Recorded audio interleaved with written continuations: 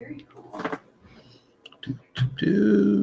That was really back up. Oh, yeah, that is. Haig needs a 2-putt bogey to win here on number 72 at the Rusty Putter in St. John. Ooh. He zips that one past the hole, and with that tap in, another 3-putt puts Haig and Perry score through 72. Can come after us. All right, look at that. All right. We're live. We got no Adam. No But Adam. we do have Tyler Burlison. Tyler, welcome to the Rusty Putter, your first appearance. Absolutely. Hope Thank to you for have- having me. We'll see how it goes. Maybe you come back again once or twice. We'll see. We'll see. Maybe. You might have to lose my number after that. Well, I don't think that you could say anything that hasn't been said already on here that would make you get canceled. All right. Fair enough. But we're going to try. We'll try. We're going to sit down here. We're going to So Tony Minadero hasn't been canceled yet. Tony Madero has not been canceled And I think I'll be all yet. right. But so Tyler, you're with EXP Realty. Yep. EXP Realty. All right. And you are from? I am live in Homer Glen, grew up in Chicago Burbs, New Lenox, Manhattan, and Crown Point through high school and college and back out to Homer Glen. All right. So the full southwestern suburban I-80, Yes, the the Crown whole Point, I-80 bouncing corridor. back, the rubber band bouncing back and forth. Exactly. So you said Crown Point High School? Yep. Bulldogs? Bulldogs. Did you wrestle Bulldog there? Pride. I wrestled there. Yes. Any other sports? No. I played baseball growing up until high school, and then just wrestled through high school. All right. Yeah. Where'd you go to college at? College was IUN. So All right. Did you wrestle there region too? rat. No. No it's not wrestling that there. fast. Had enough. All right. What weight class did you wrestle?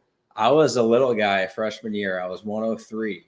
And I think the weight class is like 106 now. So kids are growing. Inflation. Right. Everyone adds a couple, 3 pounds there. Yeah. All right. So how long have you been out in Homer Glen? Homer Glen, Molly and I, my wife, lived there about 2.5 years. Okay. Yeah. She's from Mokina. All right. So 60448. yeah. Right. There you She go. Lincoln Way East or Lincoln Way Central? She was West. Oh, Yeah. All First right, well. graduating or 4-year graduating class for the Warriors.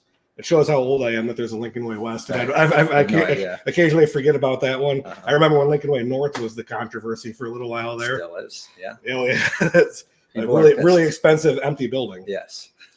Great use of your tax Contractors dollars. got paid though. Hey, contractors got paid. The superintendent got paid. Yep. I did not actually know this, but as Adam had Allie running around here earlier for his dog, I used to bring my dog to obedience school at this place behind Lincoln Way North. Turns out it was built because the superintendent loved the idea of having a dog training facility there and was utilized like, here you go, dog trainer. Here's some free space for you to run this class. Well, when you got a blank checkbook, you can kind of, run with any project you want. That's yeah. Welcome to public schools. All right. All right. So talk about where who you are, what you are, where you came from. What's your why? What brought you into real estate? I wasn't searching for it. I was in college. I was working at a furniture store selling furniture on the weekends. I was school Monday through Thursday, working at the furniture store on the weekends, Friday through Sunday. And this guy walks in the store, super high energy, happened to be named Tony. And It's a great first name. it is, yeah. So I remember running around the store, for him, he was looking, I forget what he was looking for. I ended up buying a vase or something like that. And but I think it's still in his house. It's This this a great vase story. was sitting on the floor since the store opened. And it was a running joke at the store, like, nobody's gonna buy this ever. And sure enough, Tony was the guy that bought it, which is actually perfect. So he and I met there. He's like, man, you seem to really be working hard. Have you ever thought about real estate? And I said, yeah, I mean, I'm kind of open, but I've been thinking about what I'm going to do. So I started working with him or for him as his assistant, finishing college. And then I got licensed, and then we started working together as a team, and that's pretty much it. So started in 2016 with him and licensed in 2018. And here we are. All right. And you sold him a vase. I sold him a vase. I Yes. got it. He got a sweet deal on it too. Well, I'm sure he probably haggled with you pretty good He on that did. one. I remember. That's a incredible story, but you just never know like when you're going to get the whatever, that tap or on your shoulder, that calling into a career, right? Yeah. So you go from selling furniture part-time to selling arguably one of a human's most expensive purchase. Yeah. Unless you're brokering yachts or planes, which probably be a pretty cool job. But I always watch that guy on Instagram with the plane guy. Yeah, Have you seen too. that one? You got to buy this. You got to fly this here. And it's like, oh, yeah, you see like some 30-year-old kid. Yeah. Oh, I'm going to spend $48 million on a plane. Right. And we're going to worry about what the gas burn is on there. All right. So you said started in 16, licensed in 18. Yeah. So you've been through a declining interest rate environment. You've been through a crazy boom on real estate. Which part of that was your favorite? Was it the lead up to that, or was like the COVID craze your favorite part? You know, I'm kind of glad I started when I did, because I didn't even think about the market, because I'm just trying to get my business off the ground. And so all I'm concerned about is people are buying and selling in any market. So market conditions, they affect the market as a whole, but from a client to client perspective, people are moving for a job transfer, marriage, death, divorce, babies growing, downsizing, whatever. And I was trying to help those clients achieve those goals. And I think it helped that I was just focused on how can I make my business work and help my clients versus, I guess, getting lost in the fog of what's going on in the market. So I guess I didn't know any better.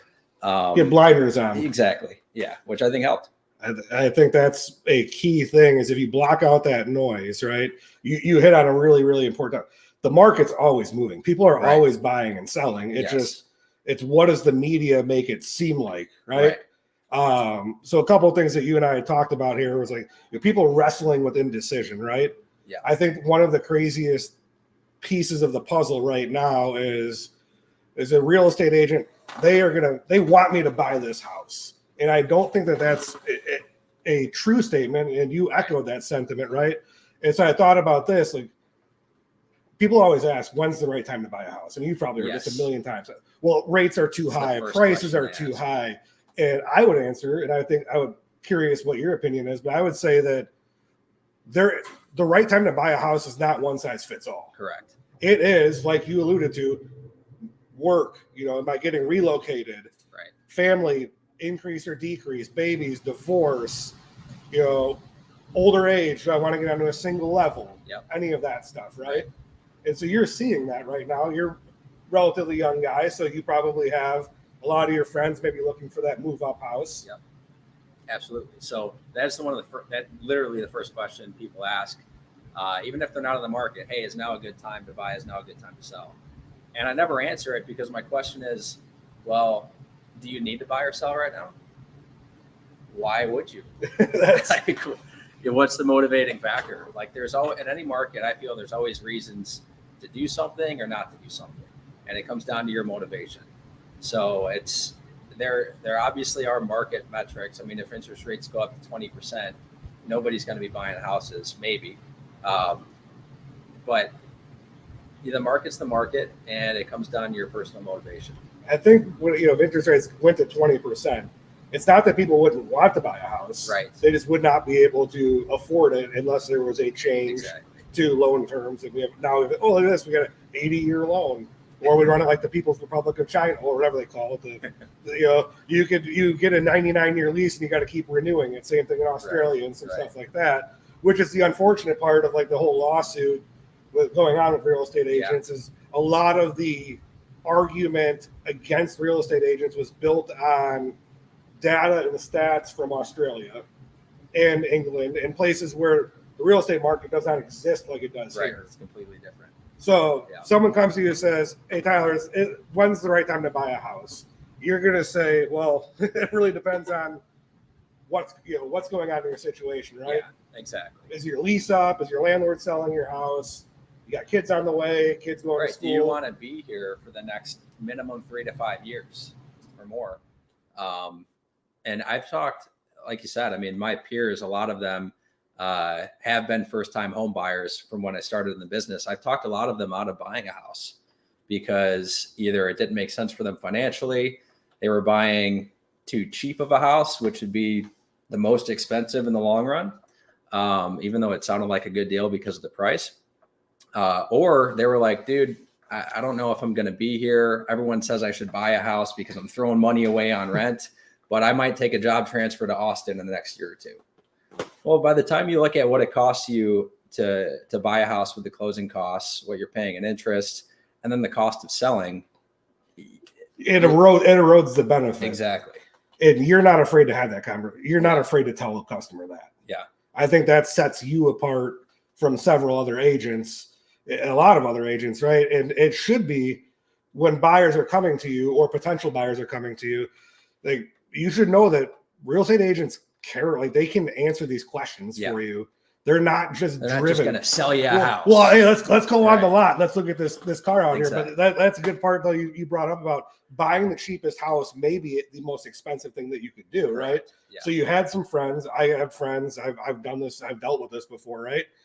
Hey, this thing's underpriced by whatever $20,000. Well, there's a reason why, right? Right. And those reasons usually what? A older roof, older mechanicals. Yep. What Deferred else? maintenance. Maybe some foundation issues. So I've had one of my favorite sayings from Zig Ziglar is it's always better to spend more than you'd planned than to spend less than you should. I like that. So I've had so many clients that maybe they're looking around like 275, but if they bumped up to like 315, 325, it cost them, a couple $100 more a month, whatever it would be.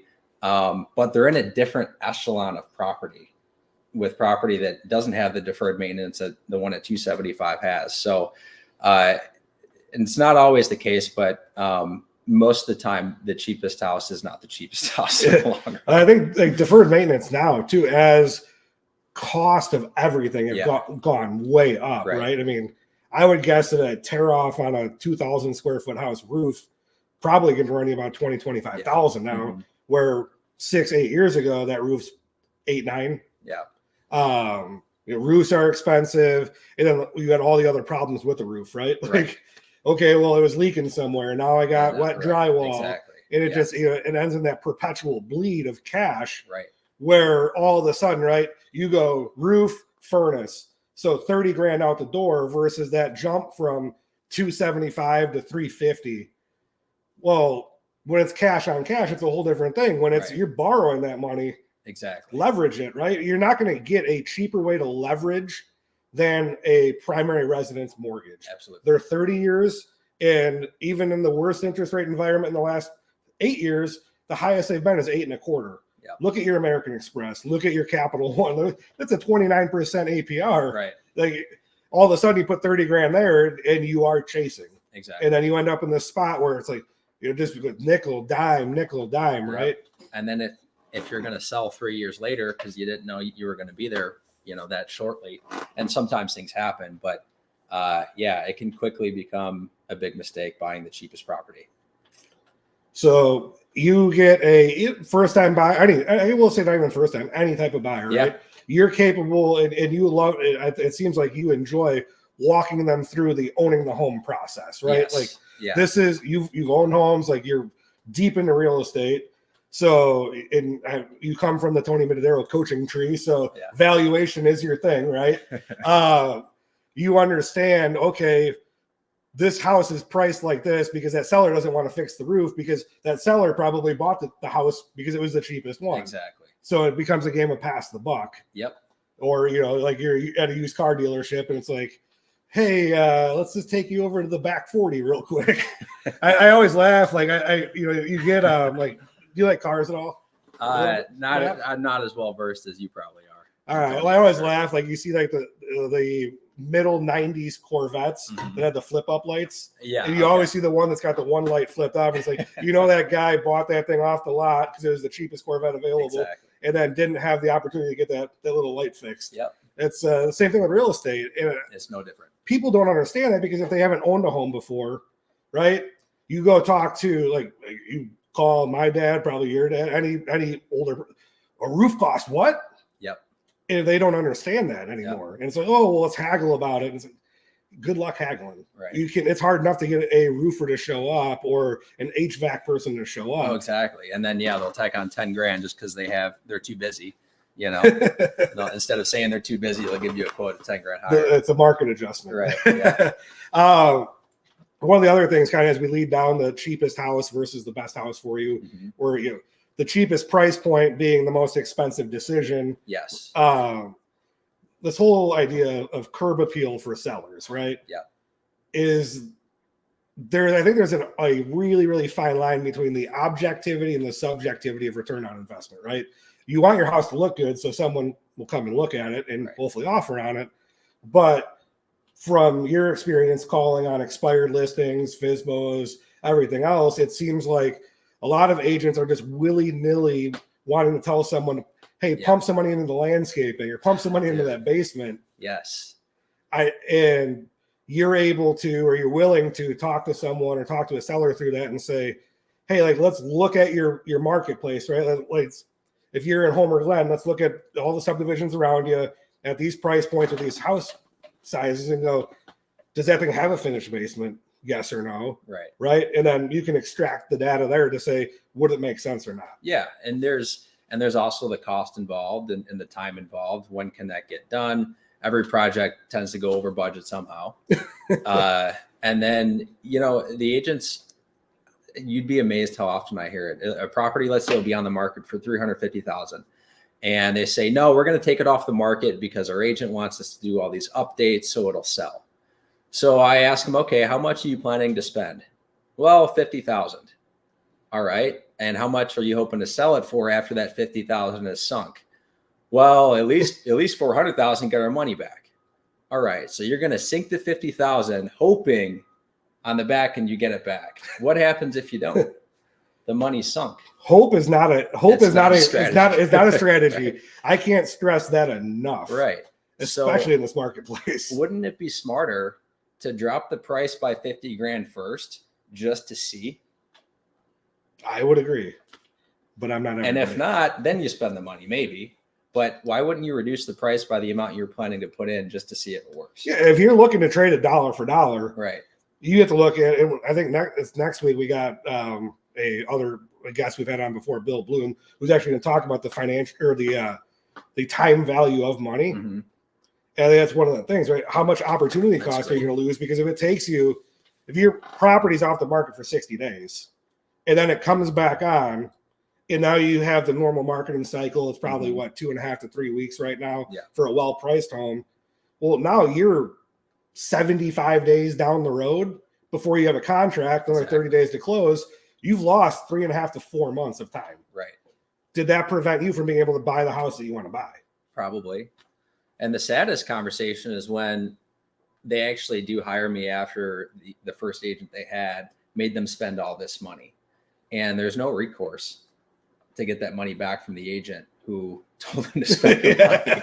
I mean, they're trusting the agent, and this isn't all agents, but they're trusting the agent as the expert to spend that money wisely. And it's easy to spend a check when it's not coming out of your bank account.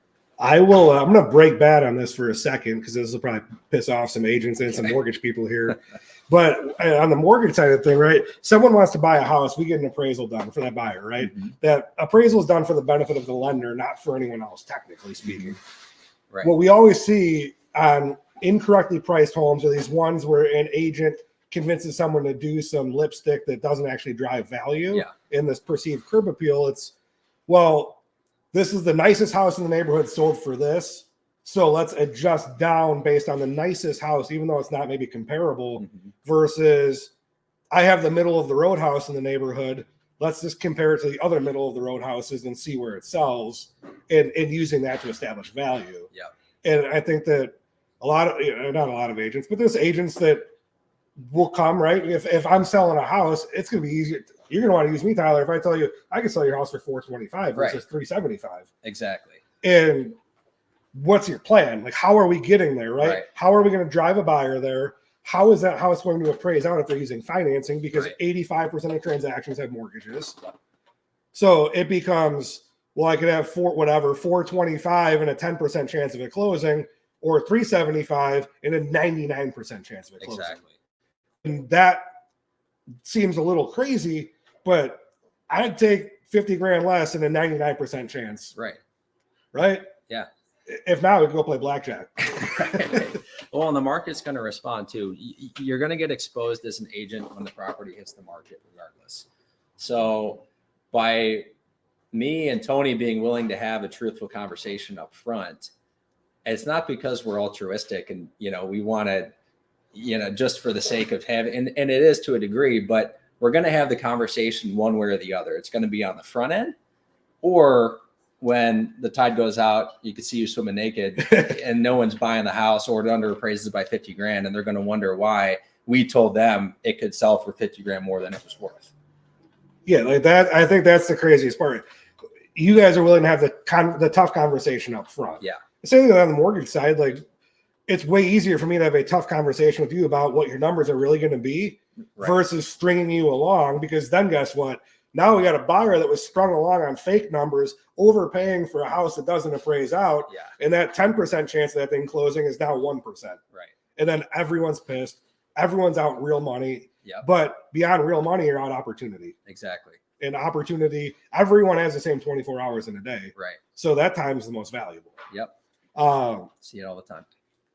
Last thing we want to probably hit on here, this one's going to be a funny one. So it is 3-6 Mafia Day, by the way, for those of you guys that love to get down with sipping on some scissor and some other things, which maybe look this up. So, Bismarcky, right? Say he's just a friend. Yeah. Okay.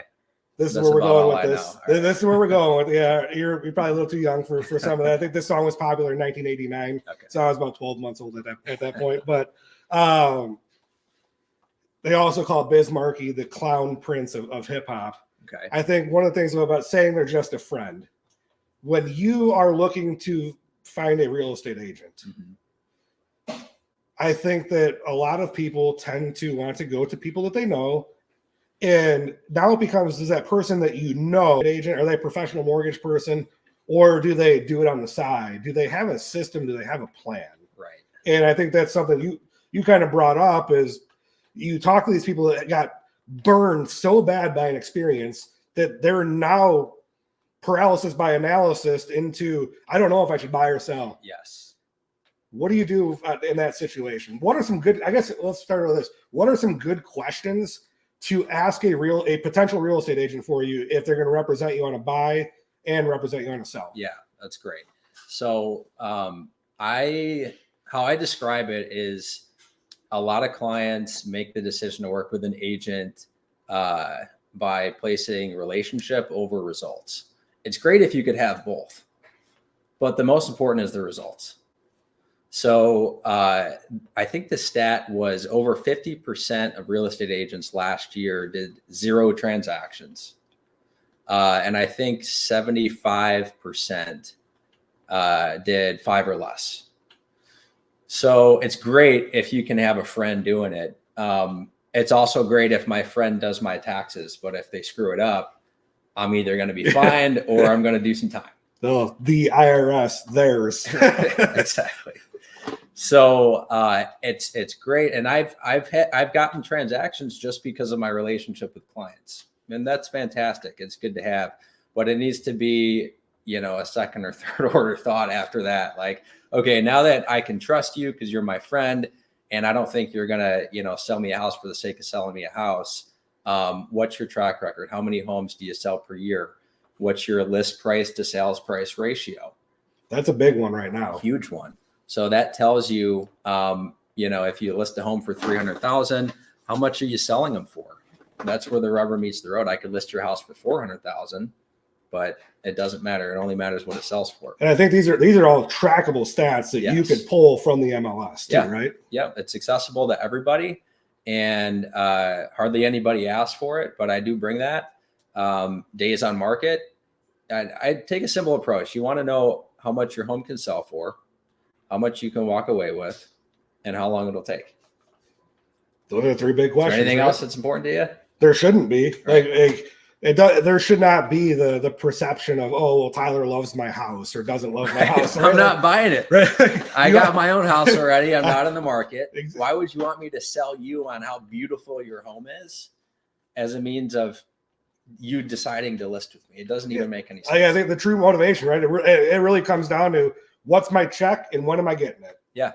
Right. So how are we going to get you that check? Well, we're going to price that home appropriately so that it sells quickly, right? The time, so you can track time on market, and then the list price to original list to sales price, I think, is a really, really important ratio that it gets overlooked by the average consumer. Yes. Because they don't know that this data is available. Well, when we get the appraisal, we always see that type of stuff. But I think that is an interesting metric to measure, especially when you're looking for someone to sell your house. Yeah, it's important because you have so many agents that are trying to solicit business by offering the lowest fee, which is fine. You can feel like you're getting a deal, but if you're selling your house for 5% less, you're losing money. Yeah. You'll still feel like you got a deal because, man, I ground that agent down on commission. But if this guy's willing to get your listing by dropping his fee just like that, how do you think they're going to negotiate for the sale of your home? It's way, if they're willing to drop their money, right, they're going to drop your money like it's exactly. Hey, yeah, don't worry about it. And that business model is based on, I need to get as many of you as possible to pay me 1 or 2% instead of, I need to focus on doing a great job for this client, getting the great results and getting referrals from that. So, not a plug just for myself, but if you're in any market, you should really consider which agent you're working with and their track record. Same with buying a house. Cheapest can oftentimes be the most expensive when it comes to an agent or a lender or anything. I mean, on the lending side of it, we always tell people the lowest interest rate is usually the most expensive interest rate. But we've had customers several times. Oh, well, why, I went to this place online. They told me that my interest rate was going to be 5.75. It's like, well, yeah, they're charging you 3 points or 3% of a loan amount on, $300,000. That's an extra $9,000. Well, Tyler, if you don't got 9,000 extra bucks in the bank, that interest rate might as well be zero because you're not getting the loan. Exactly. And all of these places, right? We see it on the real estate side. Hey, if I could just get a whole bunch of the top end of the funnel filled and just have whatever a 4% conversion rate on the bottom at cutthroat margin, well, that could be a win. Yeah. Or that's a model. Everyone has models on it, right? And I don't think that's a sustainable model when all of a sudden transaction count contracts 600% like it did in the mortgage world. And I'm sure you probably know what it contracted in the real estate world, but it's probably likely similar, right? Yeah, so I think transactions were 40% difference. Yeah. So like, how do I maximize my sale price? How do I maximize that check in the shortest amount of time? Yeah. And then from a buying perspective, what are some good questions that a potential buyer should ask their agent or interview when, hey, Tyler, I think I want you to be my agent, right? Yeah. What are some good questions that people probably aren't asking that you kind of want to go, just ask this? Yeah. Well, I think buyers should ask their agent what the process is of buying a home. One of the funniest things happens when I'm showing a buyer property for the first time. And this is kind of an agency or representation type question, but when I'm showing buyers I may have just met or showing them the first home, they feel like it's a sales environment where like I'm representing this house somehow. And I'm trying to like lock the door behind me and be like, okay, guys, let's sign the contract. You sit at the counter. table. Right. I'm like, look, I'm your agent and I don't care which house you buy. I want to be the agent that you buy your house with. I'm indifferent to which house you buy, as long as I know it's a good house and, I'm not selling you something I think will be a bad thing for you. But if this house doesn't work for you, that's fantastic. I didn't build the house. I don't own it. This isn't my house. You're not going to insult me. If you walk in and say these bedrooms are too small, let's bounce. We don't need to sit here and look at the closets for 30 minutes. Exactly. The bedroom's too small. Right. Who cares? You don't have to humor me. We already drove here. Let's go to the next one. So as an agent, but I don't think every agent is like that. I think some training out there says that you should try and sell a buyer a house. So I would ask them what that process is and how the agent views agency and what their intentions are. But short of that, getting with a great lender is fantastic. But also asking why they work with that lender. It's a valuable thing, especially in a market like right now. Yeah. It's tight. Sometimes people have to offer over list, appraisal gap, working with the lender, and it doesn't have to be like us. Like, yeah, I'm not gonna lie, my company does a damn good job. Yep. But there's other people, and we'll tell it like we'll upset people. Oh, I was over there. I'm like, that's a damn good lender too. Like, Yeah. You're gonna get the same expectation because I think when you get the people that do this business right, they know and they associate with other people who do it right. Like. Yeah. I'm friends with some of my top competition, and I'm sure you're Right. probably friends or acquaintances because you just know that you've done a damn good job on a deal before. Yeah. There's But- a mutual business Yeah, I think the respect. lender, like on the buyer's perspective, right? Let's figure out what your budget is. Yeah. Do you have a lender that's willing to have that tough conversation up front and set the parameters or snap the line on a real numbers? Yes. And it is so easy on our side. It's 6 clicks of a button and I could fake a number Yep. and get it to the 2-yard line and then go, oh, by the way, you need an extra 15,000 to close. Right. And now you're panicking and scrambling because you didn't know that. And Yep. I think that's probably You one don't of the wanna give up questions, the right? house you've been under contract on now. Yeah, and it's like, okay, well, now I got to go borrow some money from someone or strap myself to it. And I think that's like we talk about why do you suggest this lender? It's because they deliver transparency. Yes. They deliver the same level of service I'm giving you about let's maybe not buy this house because that roof's got a year and a half left on and that's going to cost you 20 grand when we could buy the house down the street for 30,000 more that has nice cabinets and a new roof on Exactly. it, right? And at the end of the day, I always tell my clients, like, I don't get a kickback for sending you to a certain lender. So we're on the same side of the table.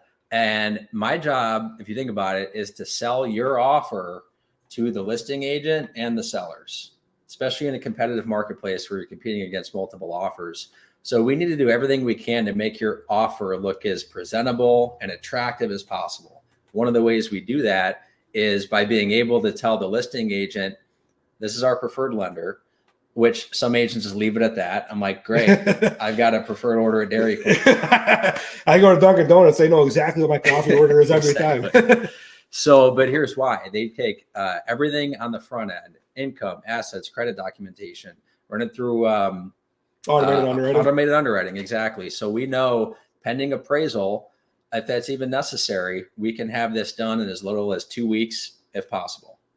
So having that conversation with the buyer to understand what's in it for them to work with a good professional instead of just rate shopping for the sake of rates. Yeah, clicking on a button and, oh, well, Rocket has this. And Yeah. it's like, well, you got to call a 12-digit extension. Right. Right. And there are, like, you know, like I said, there's quality lenders in the marketplace.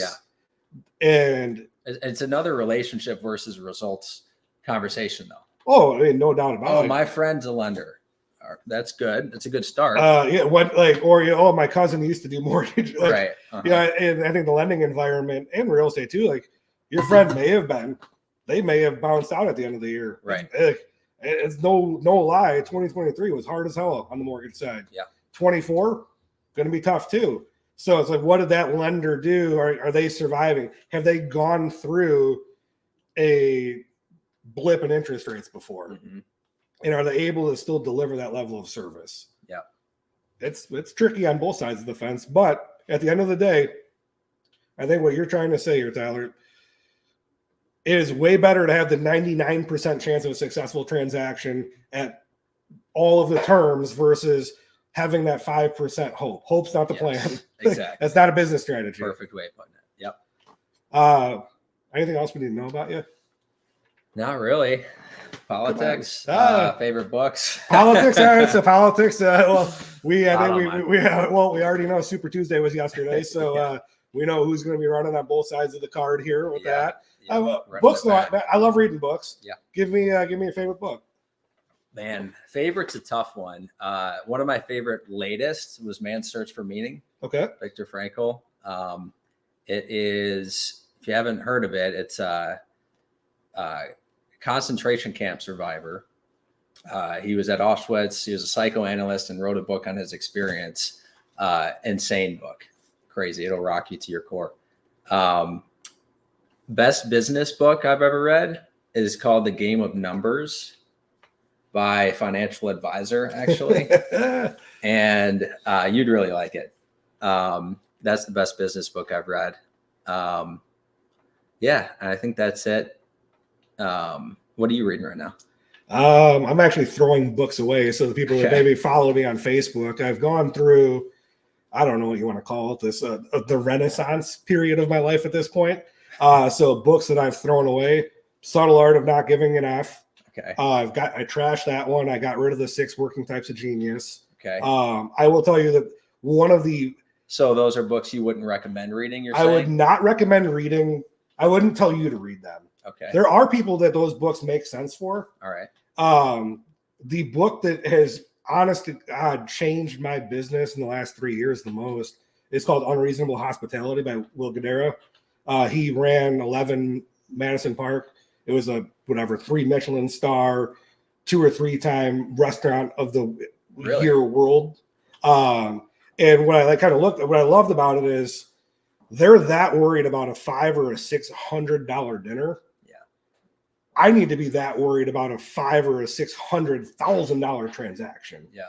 And it's just my family's was always been in the food business, so Okay. like it just had that, I don't know, that little appeal. Yeah. But it was just delivering impeccable hospitality. I think that's what buyers get, or hey, I need a mortgage. With me, it's always the same. I don't care if you're spending $50,000 or $5 million, you're going to get the same level from me. That was probably the biggest one. The other one's actually an interesting one.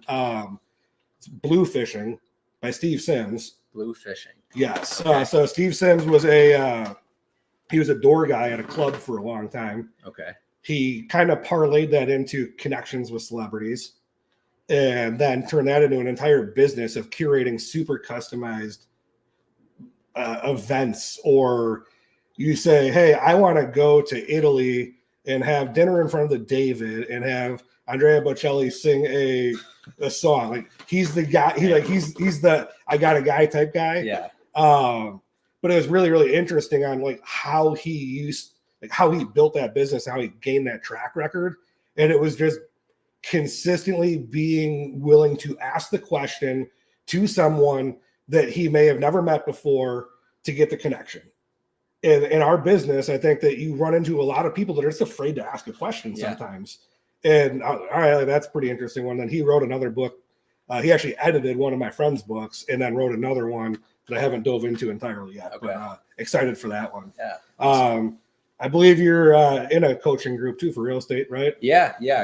Mike Ferry organization he's been a real estate coach for 45 years, 1975. I guess it's coming up on 50 years. All right. So yeah, that's been fantastic. And my dad actually is a business coach as well. He's been in sales and business my whole life, car business, and in-home contractor, basement waterproofing. And now he's individual sales trainer, business consultant for a bunch of local companies around here and on the East Coast too. Is he kind of backing like a group kind of he falls under there, or is he just doing it? He's all independent on that He's stuff? independent. Yeah. All right. Yeah. He's independent, has a handful of clients that he's working with right now. So I call him all the time on some certain, business decisions and whatnot, which is pretty cool. That's family in the business type stuff. You probably don't know this, but some other people know. My dad was one of the first employees of Realtor.com. I didn't know that. Yeah. Okay. Wow. So he was also one of the first salespeople fired from there too at one point. But that I believe. Yeah, he had his opinion on some things, but yeah, it's like you get families that have sales idea, and I think that kind of multiplies down generationally. Yeah, and even Tony and his dad has extensive business background. Talking to him and Tony and Gary has been a wealth of knowledge. Not just the X's and O's stuff, but just general business stuff. Mindset. Yeah, exactly. Right. I mean, it's still like we'll end it with this, right? We want to talk about some weird stuff. Like sales is hard. Mm-hmm. And I don't think that the average person understands that Mm-hmm. sales is really hard. It's high rejection. Yeah. You're talking to 50 people a day. Well, you're trying to talk to 50 people a day. You probably get 5 that pick up and 2 that have a conversation more than 10 seconds. Right. Yeah. That wears on That's you. about the numbers. And but making sure that you have a tribe behind you. Yeah. Right. Obviously Tony's one of my friends. I talk to him about things. I talk to Adam when he's on the show, but we also talk separately about stuff.